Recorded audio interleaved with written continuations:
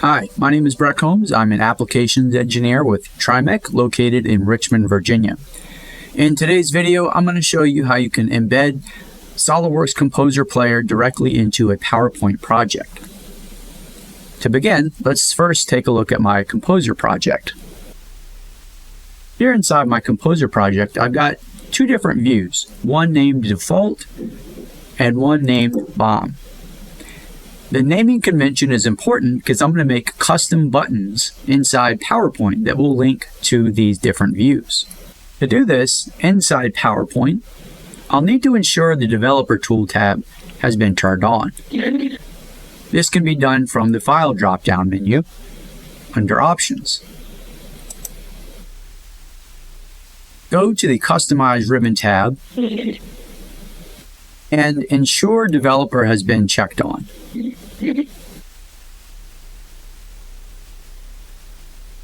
Slide 2 is where I'm going to embed the Composer Player placeholder.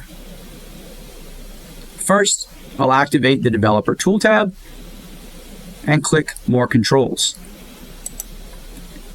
In the dialog box, I'll look for Composer Player ActiveX. Then I just need to draw a box as the placeholder for a view into my Composer project. Once this has been drawn, I now need to load my SMG or Composer project. I'll right-click the empty box and go to Composer Player ActiveX Object and choose Properties. I'll browse for my SMG file. There's my roller guide SMG and hit Open.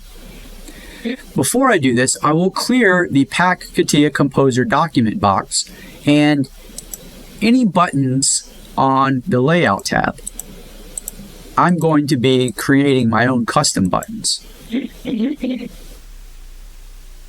Once I hit OK, the SMG has been embedded. It can be seen in presentation mode. And then there's my 3D project. However, I'd like to add some custom buttons. Exiting presentation mode, I'll go back to my Developer tab and add a command button.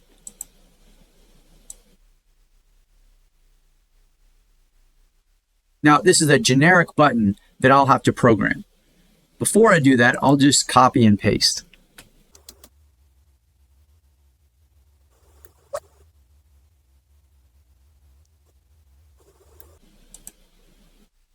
Right-clicking a button, I can go to Edit Command Button Object and type in the name of the button.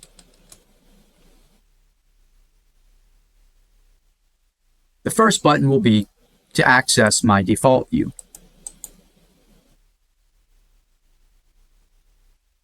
The second button will be linked to my BOM view.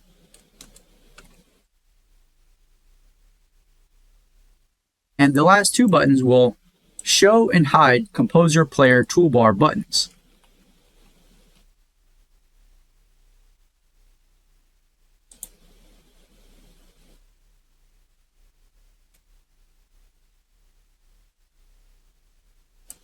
Currently, the buttons don't have any action to them. The next step, I'll double-click each button to add a coding linked back to the Composer project. This has been saved in a notepad.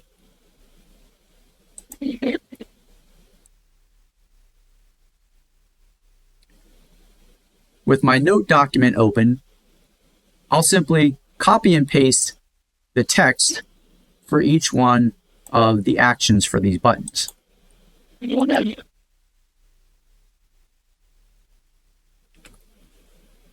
No need to hit save between each action.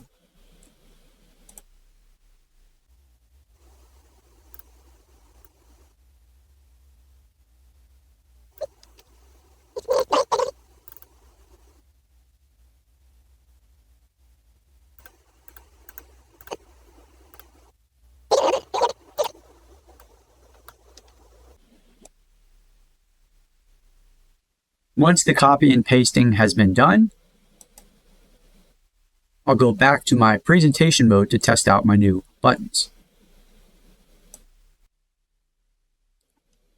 Clicking the default button will send me to my default view.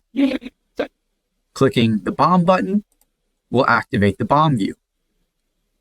If I want to see my Composer Player toolbar, I can hit the Show button. And at the top of my viewport are the buttons you would expect to see from Composer Player. When you're done using them, you can just simply hide with the Hide button. I hope you've enjoyed my video today on how to embed a Composer file directly into a PowerPoint file. Again, my name is Brett Combs with TriMech.